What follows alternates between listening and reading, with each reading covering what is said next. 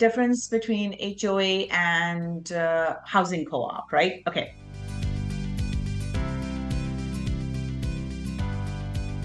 So housing co-op is a different type of property, right? It's like condominium. It's not a condominium. It's similar to condominium.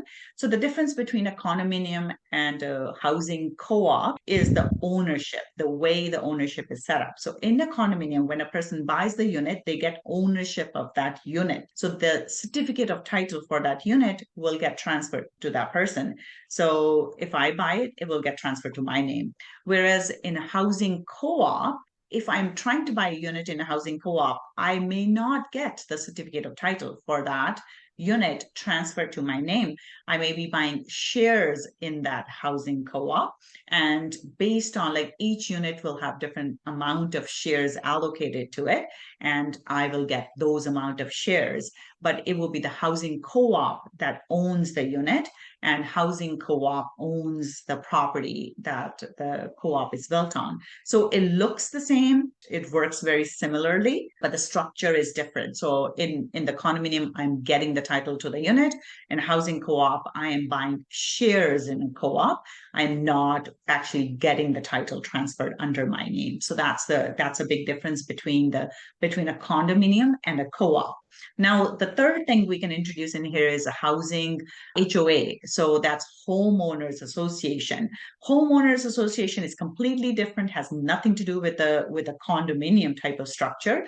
So HOAs, you can tell whether there's an HOA in the area by looking at the title. On the title, it will say homeowners association. Let me see if I can find a title. And if there's an HOA, it will say something like this, right? Homeowners association, residents association, something like that, to that effect. So homeowners association, again, we can tell by looking at the title if there's a homeowners association. The job of the homeowners association is kind of to maintain the area. So it's not snow removal or anything like that.